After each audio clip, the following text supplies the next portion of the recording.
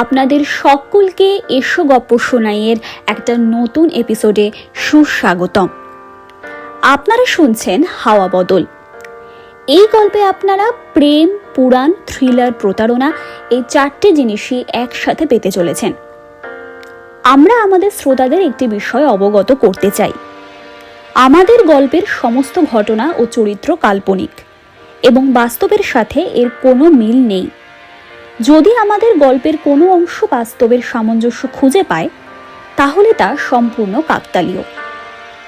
আজ আমাদের এই পর্বের কণ্ঠ অভিনয় রয়েছেন শ্রেয়সী শীল, সায়নী বিশ্বাস এবং রাহুল রোহিল্লা। শুরু করছি আমাদের হাওয়া বদল সিরিজের পর্ব 14, বেঠিক।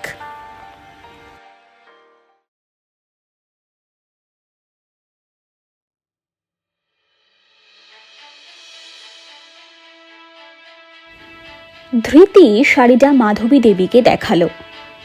মাধবী দেবী তাড়াতাড়ি শাড়িটা হাতে নিয়ে ভালো করে পর্যবেক্ষণ করে দেখলেন।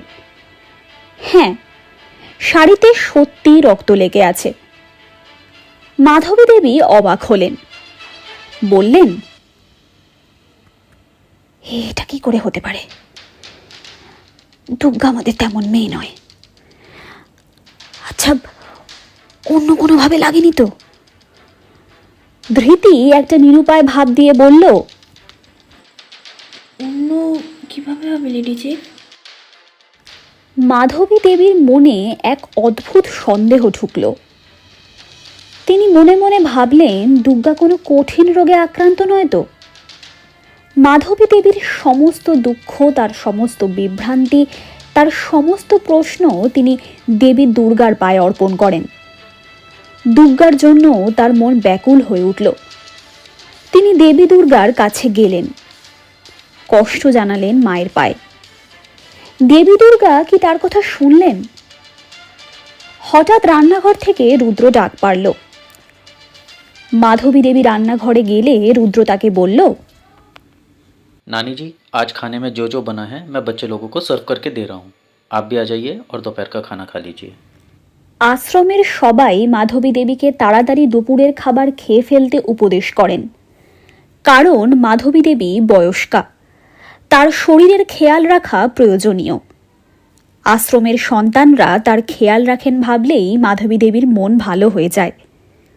তিনি রান্নাঘর থেকে বেরোতে যাবেন, সেই সময় তার নজরে পড়ল তাকের ওপর একটা বড় ছুরি।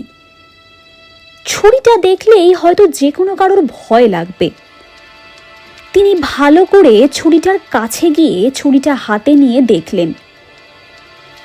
এই ছুরিটা তার চেনা নয়, কারণ এই ছুরিটাকে তিনি এর আগে কখনো দেখেননি। তাহলে এটা এখানে কি করে এলো? আর রান্নাঘরে সবজি কাটা হয় বটি দিয়ে, ফল কাটাও হয় অন্য ছুরি দিয়ে। তাহলে এখানে এই অপরিচিত ছুরি কেন? ফল কাটার জন্য তো কোনোদিন এত বড় ছুরি ব্যবহৃত হয়নি। এই যে ভোজালি! মাধবী দেবী কেমন যেন আশঙ্কা করতে লাগলেন। এ কি তার অহেতুক আশঙ্কা? কি হচ্ছে কিছুই তিনি বুঝতে পারছেন না। তবে যা যা হচ্ছে তার কিছুই স্বাভাবিক নয়। হঠাৎ মাধবী দেবীর ঠিক পেছনে দুর্গা তাকে ডাক দিল, দিদা। হঠাৎ দুর্গা ডাক শুনে মাধবী দেবী ভয় পেয়ে গেলেন। দুর্গা বলল, কি হয়েছে দিদা? তুমি এরকম ভয় পেয়ে গেলে কেন? মাধবী দেবী বললেন, আমার কিছু ভালো লাগছে না। কিছু জিনিস আমার বড্ড গোলমেলে লাগছে। দুর্গা মাধবী দেবীকে নিজের 2 হাত দিয়ে ধরল, বলল, ঠিক আছে দিদা, তুমি ঘরে চলো, আমি তোমার দুপুরের খাবার তোমার ঘরে নিয়ে যাচ্ছি। তুমি এখানে থেকো না, এখন ঘরে চলো। মাধবী দেবী বললেন, দুর্গা, সন্দেহ হচ্ছে আমার মনের মধ্যে সন্দেহের কালো মেঘ আস্তে আস্তে ছেয়ে যাচ্ছে।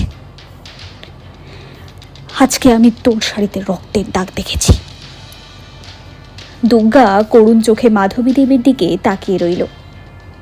মাধবী দেবী বলতে লাগলেন, এখন আবার রান্নাঘরে একটা এত বড় ভোজালি। ফল সবজি কাটতে কোনোদিন এত বড় ভোজালি লাগে? হ্যাঁ, এই দুইয়ের মধ্যে কোনো মিল আছে? আছে এই দুইয়ের মধ্যে কোনো মিল? দুর্গা সামান্য হেসে জিজ্ঞেস করলো, তোমার কি আমাকে সন্দেহ হয় দিদা?